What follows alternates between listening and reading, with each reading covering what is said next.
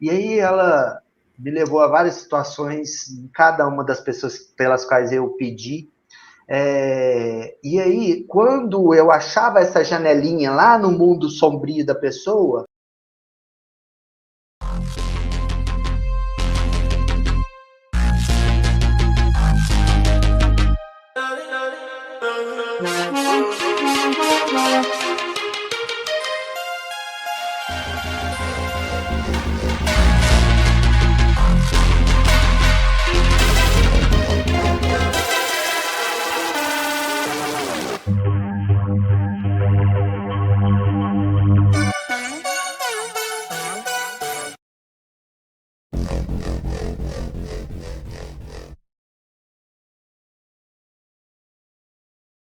eu começava a sentir um bem-estar e um amor tão profundo, e que o que se traduzia era em gargalhada. E eu ficava gargalhando, tentando segurar para não passar vergonha no meio do povo, porque eu sentia que meu corpo estava gargalhando, mas não era gargalhada de achar coisa engraçada, era desse bem-estar que eu acho que a expressão mais profunda disso aqui na Terra é a gargalhada. Né? Quando você dá aquela gargalhada espontânea e solta, é essa sensação de bem-estar que eu estava sentindo ali, que acho que é o máximo que a gente consegue aqui na Terra.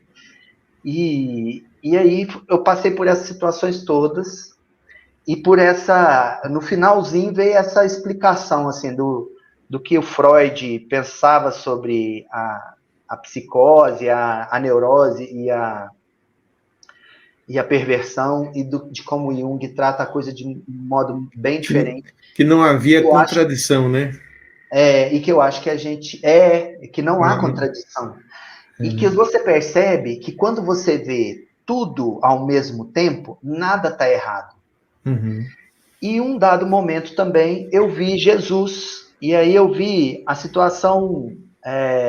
eu não vi Jesus, a pessoa de Jesus, eu vi uma luz e me disseram, olha, aquele lá, tá vendo lá longe, aquele pontinho luminoso, é o cantinho luminoso da Terra, que é Jesus. Porque a Terra está engolfada nesse ego, mas tem um pontinho luminoso que é Jesus. Essa é a âncora da Terra. E aí eu fui até aquela amplitude, e aí me mostraram, tipo assim, quando os capelinos, que a doutrina espírita fala, né, migraram para a Terra, por que eles têm muito, muito problema com controle? Porque ainda temos muitos desses exilados na Terra, e eles querem muito controlar a Terra.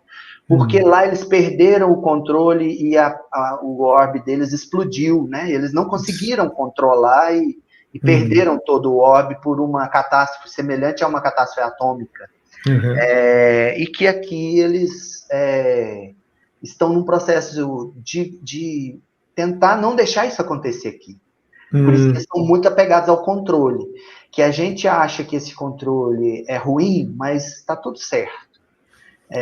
E que talvez, depois desses cataclismas que a gente vai passar, que já me falaram, a gente tem um processo de controle bem mais forte, que seria uma terceira fase desse processo. Quer dizer, não é um controle extrafísico para fatos que acontecem na Terra. Isso, um controle extrafísico, mas que muitos deles estão encarnados e controlam através de instituições. Que talvez isso que eu critico nas instituições de muito controle está errado, mas está certo também.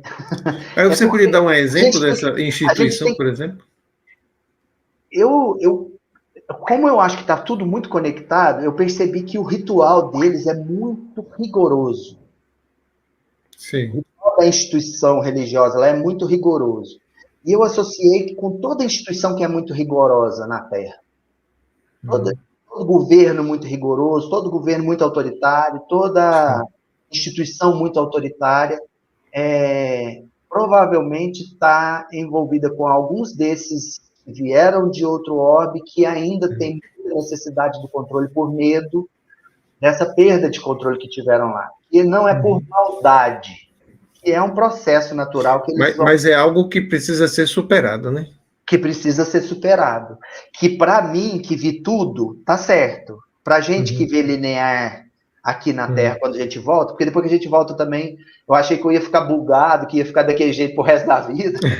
Não fica não, volta tudo para a realidade. Volta tudo assim, ser meio chucro, meio difícil de entender certas coisas, volta tudo, lá a gente entende tudo. Aqui. Mas volta rápido ou leva dias assim, ainda com algum reflexo? Eu não consegui dormir, e eu falei que eu durmo muito facilmente. Eu não consegui dormir até 6 horas da manhã naquele dia. Porque a reunião ela começa umas 8 horas da noite e se estende até meia-noite. Aí você foi para casa depois. Aí eu vim para casa. Quando eu vim para casa, eu deitei na cama de casal com meu companheiro, aí eu comecei a ver a mente dele.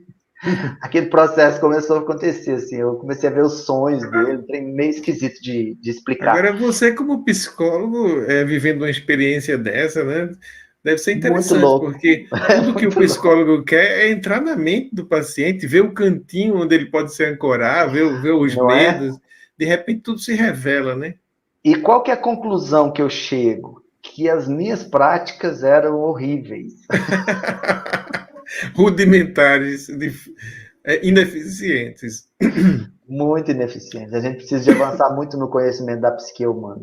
É a conclusão que eu tenho assim, de tudo isso.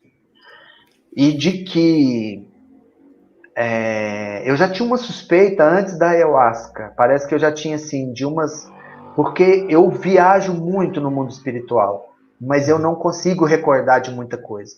Mas eu costumo voltar assim com uma palavra do que aconteceu, então com um flash de uma imagem do que aconteceu, e que é meio misturado com a nossa realidade aqui, né? Então fica meio truncadas as imagens.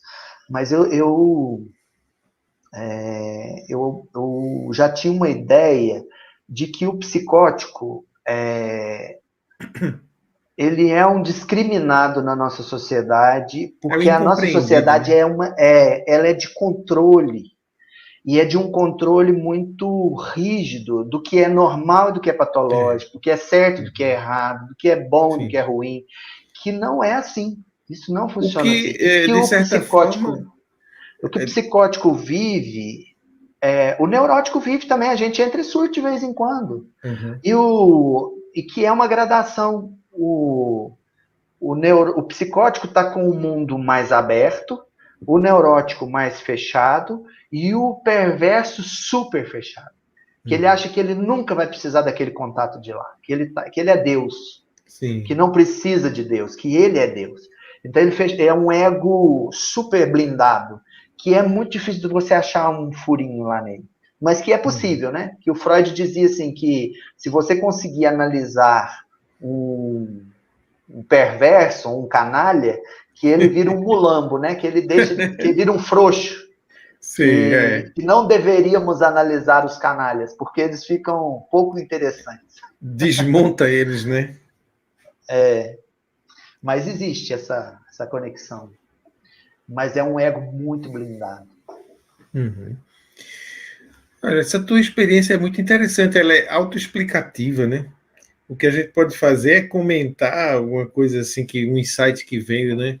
Ou fazer alguma conexão com alguma coisa que a gente já pensava, mas você realmente trouxe tudo já muito bem elaborado, né?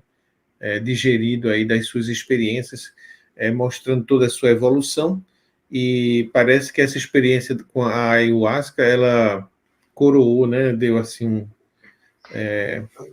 Lá na reunião, acho que eles ficam assim, com aquela quase de toda religião, né, de querer ter mais adeptos, de querer que as pessoas continuem, né? Parece que é uma confirmação de que é algo bom, né? E aí perguntaram para mim se eu voltaria. Eu acho que não volto nunca mais. Uma só foi suficiente, né? Oi, dá um pavor na hora que abre aquele moço. Você fala assim, não, surtei, agora não vou voltar ao normal, não vai organizar isso. O medo, né, de não voltar ao normal, né? É grande, né? Que está muito associado com tudo isso que eu falei, né? Esse medo da mediunidade, esse medo de ter contato. Perder o controle da situação, né? Meu analista falou isso hoje comigo. Ele falou assim: você está aprendendo a não querer controlar mais as coisas? É Eu acho que eu difícil, é difícil. tô querendo perder o controle. Olha, deixar fluir, né? Quem fala muito sobre isso são alguns orientais, né? O taoísmo, por exemplo, né? Não sei se você já viu alguma coisa. Eu sei pouco também sobre isso, mas eu sei que o taoísmo ele não gosta de interferir nos processos que acontecem e nem se assusta com eles, né? Simplesmente deixa que eles aconteçam, porque eles se resolvem por si mesmos, né? Deixa Isso. fluir. Eu ficava com muito. Quando eu vi as EQMs, em alguns relatos de EQM, as pessoas falam assim que não tem certo e errado, não tem julgamento. E aí, Isso. quando a gente traz aqui para o nosso mundo linear, a gente fica pensando assim: não, mas um pedófilo não pode ser. Não está errado? Então a gente fica com aquela. Será que um ato de violência ele faz parte dessa harmonia do todo, né? É estranho. Aí, quando você pensa princípio, meio e fim, você pensa assim, não, tá errado, precisa ser punido.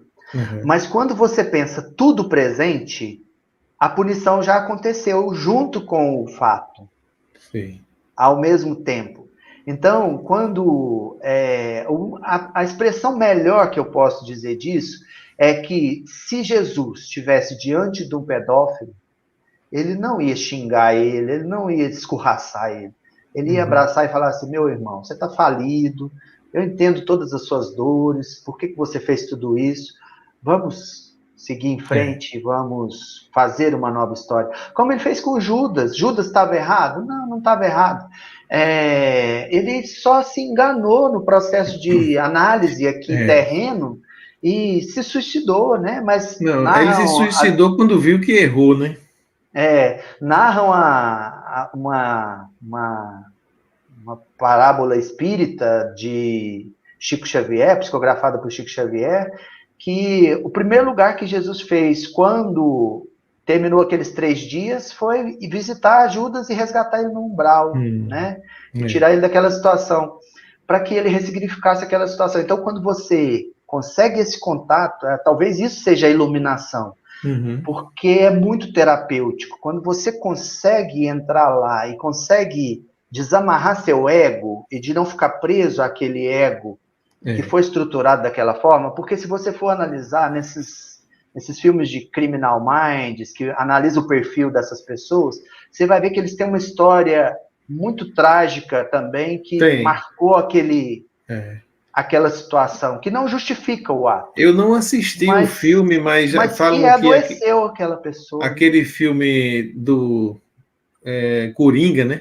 Fala, quem assistiu, não sei se você viu, fala que a história de vida dele explica por que ele era daquele jeito e tal.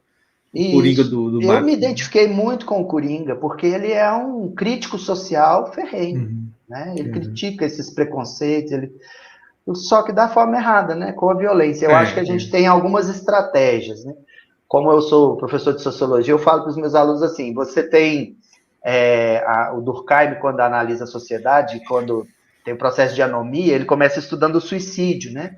E a anomia serve para entender o suicídio e também o homicídio. Então, quando a sociedade está muito desorganizada, o suicídio aumenta. Quando a sociedade está muito desorganizada, o homicídio aumenta. E o que é o homicídio e o suicídio, senão você sair da sociedade ou então você tentar destruir aquilo que prejudica a sociedade, que você acha que estraga a sociedade, né? Então, quando uma pessoa faz uma chacina numa escola, como aconteceu recentemente, ela está tentando uma saída desse processo de mudar a sociedade. Tomar uma atitude drástica, né? Só que é equivocado. Se a gente conseguir coletivamente, através das nossas atitudes, e mudando a sociedade, né, é melhor, porque a sociedade realmente é uma porcaria, se você pensar todas as mazelas, né? Ela é ruim, eu acho que o inferno são os outros realmente, como disse Sartre, quando você pensa a sociedade e a sua perversidade. Agora, segundo essas tradições e também as experiências, né? Você só tem uma forma de mudar a sociedade, começando por mudar você mesmo, né? Isso. Aí a sociedade vai mudar. Enquanto você esquece de mudar você mesmo e quer mudar o outro, você está errando o alvo. Como dizia Jesus, né? Por que você quer tirar o cisco do olho do teu irmão se ainda tem uma trave no teu olho, né? Então E eu comece a acho, mudar a si mesmo. e eu acho que vamos dizer assim, o paradigma que a gente precisa assumir para essa mudança é de que o ego diz que nós somos isolados. Mas quando eu percebo que eu sou Paulo Alexandre, que eu sou a minha mãe, que eu sou Bolsonaro, que eu sou Lula, que eu sou, sem ser falando de ideologia, né, que eu sou todas as pessoas ao mesmo tempo, isso muda de figura. Né? Eu acho que é essa a transformação que a gente precisa, porque enquanto nós ficarmos agarrados ao ego e achar que eu estou certo, você errado, é a grande crítica, e eu acho que se você quisesse resumir toda a trajetória de Jesus na Terra, o grande ensinamento dele não é o amor. O amor também mas todo mundo fala que é o amor. Mas eu acho que é a humildade. Sim. A partir do momento que eu olho para você e falo assim, não, o Paulo é igual a mim. Ele não é melhor do que eu, nem pior do que eu. Mas o Paulo aprendeu muito mais. Não, ele é igual a mim. É a mesma coisa. Experiência, conhecimento, isso tudo vai acabar um momento. Um dia todo mundo vai saber tudo. Sim. Porque um dia a gente vai estar completo em Deus. Então, esquece que eu sou melhor, que eu sou pior, que eu faço melhor, que eu faço... Não, todos nós somos um. E quando eu começo a perceber que o que você fala toca profundamente em mim, porque você também é parte dessa mesma essência e nós todos estamos conectados, a sociedade muda por osmose, talvez. Né? Porque a gente vai fazendo uma massa crítica que as pessoas vão se conectar automaticamente. Só que a mudança individual, ela parece que é mais rápida, mais viável, mas se você quiser mudar a sociedade, aí isso aí poderá levar um tempo, né, histórico muito longo, né? E a gente quer mudar tudo de uma vez, mas não é assim, né? Mas não precisa mudar. Porque quando a gente acha que quer mudar a sociedade, é porque a gente acha que o meu pensamento é melhor do que o que a sociedade... Não, tá tudo certo. Todos nós estamos aprendendo, evoluindo.